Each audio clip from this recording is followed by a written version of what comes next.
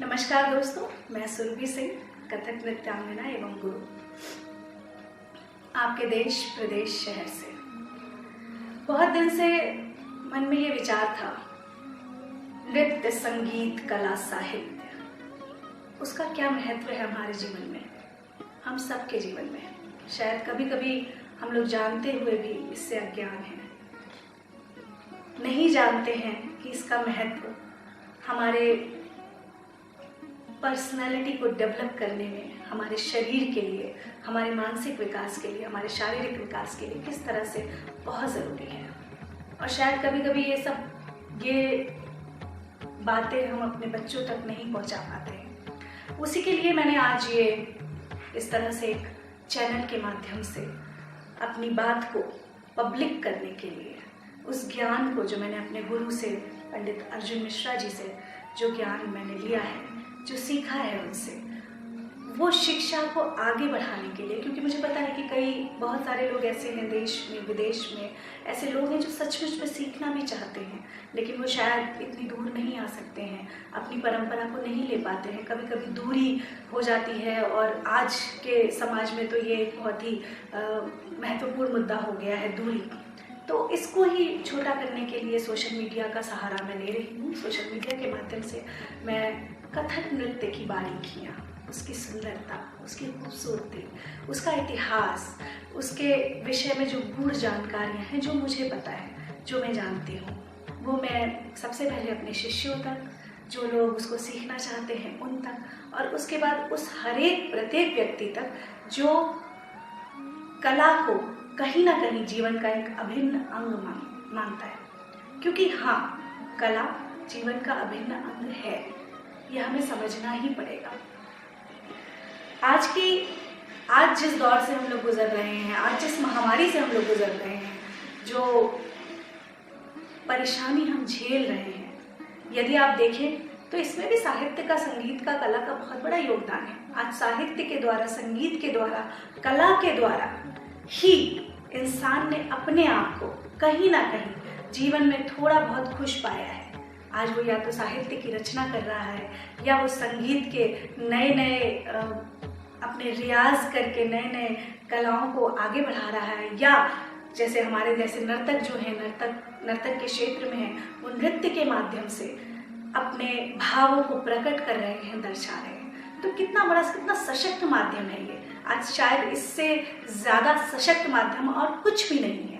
हम अपने घरों में टीवी पर भी रामायण को देख रहे हैं। जब भी किसी चीज़ को, किसी शास्त्र को भी संगीत में ढालते हैं तो उसकी रचना, उस रचना को हम जन जन तक पहुंचा सकते हैं, और यही माध्यम है। इसीलिए कला बहुत सशक्त माध्यम है किसी भी बात को कहने का, चाहे वो साहित्य के रूप में हो, चाहे संगीत के रूप में हो, और चाहे वो नृत्य के माध्यम से हो। क्योंकि मैं एक नर्तक हूँ, मैं एक नर्तकी हूँ, और मैंने अपनी बात को हमेशा नृत्य के माध्यम से लोगों तक पहुंचाया है। तो उसी वजह से ये इस तरह का एक प्रयास हम कर रहे हैं कि जो नृत्य की बारीकियाँ हैं, नृत्य कैसे हमारे लिए ज़रूरी है। सबसे पहले मैं इस विषय पे थोड़ी सी 2-3 बातें आपसे ज़रूर करना चाहूँगी कि जब हम नर्तन कर रहे होते हैं तो हमारा जो मन होता है, हमारा मन, हमारे भाव, सब कुछ हमारे हस्तकों पर होता है, हमारी उंगलियों पर होता है। तो वो उस मन के साथ हम जो भी अदा या जो भी खूबसूरती दिखा रहे हैं, नर्तक का मन वहाँ पहुँच जाता है। तो सोचिए, नर्तक का मन उस भाव के माध्यम से कितना सशक्त बन जाता है, अभिव्यक्ति करने लगता है, उन भावों को दिखाने लगता है, उस परिस्थिति को जीने लगता है। और बिना भाव के, बिना ताल के, बिना लय के अधूरा है ज्ञान, नृत्य का, संगीत का अधूरा है। आज भी अगर हम देखें तो हमें वो पुराने गाने याद हैं, हमें वो पुरानी फिल्में याद हैं। हमें शायद आज जो फिल्में बन रही हैं, बहुत अच्छे कार्य हो रहे हैं, लेकिन हमें आज का संगीत याद नहीं है। आज का संगीत हमें याद नहीं आता है। क्यों? क्योंकि वो रागों पर बेस्ड नहीं है, वो उस तरह से वो कलात्मकता को नहीं लिए हुए हैं। शायद इसीलिए हमें आज के गाने याद नहीं आते और हमें पुराने गाने याद आते हैं। पुराने जितने भी गाने होते थे, जितनी भी फिल्में बनती थी, उसमें जो संगीत होता था, नृत्य होता था, लय होती थी, चपलताएं होती थी, खूबसूरती होती थी, वो सब कुछ कहीं ना कहीं उस बात पे डिपेंड करती थी कि उसका जो आधार था वो शास्त्र था, शास्त्रीय चीज़ें बनती थी। क्योंकि हमें शायद उसके विषय में बहुत ज़्यादा पता नहीं है, इसीलिए इस बात को मैं आप तक पहुँचाना चाहती हूँ। अब बात आती है यहाँ पे सिर्फ कथक की, क्योंकि मेरा माध्यम वही है।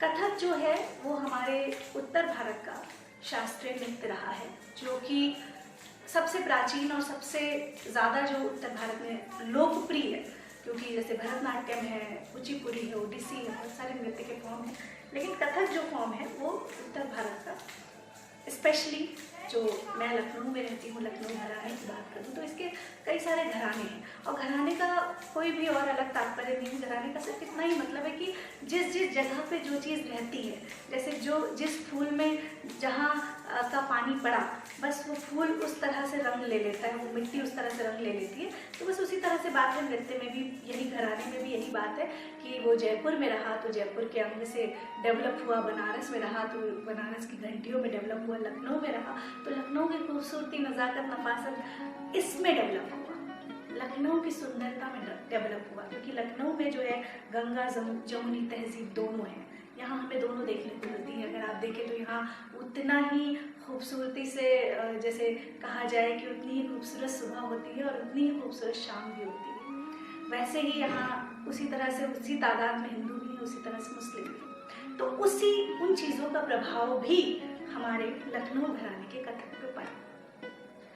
लखनऊ घराना ईश्वरी प्रसाद जी से शुरू हुआ था, और इतने बड़े बड़े महान गुरुओं ने इस घराने को कहाँ तक आज लेकर गए हैं, उसी के प्रवर्तक हमारे गुरुजी पंडित अर्जुन मिश्रा जी भी थे, और उन्होंने पंडित बिरजू महाराज जी से अपनी शिक्षा प्राप्त करी थी। और आज बिरजू महाराज जी एक ऐसा नाम है जिन्होंने कथक को दुनिया में, विश्व में आज जो भी उसकी गरिमा है वो उनकी वजह से हमें हर जगह देखने को मिलती है, हर जगह दिखाई पड़ती है।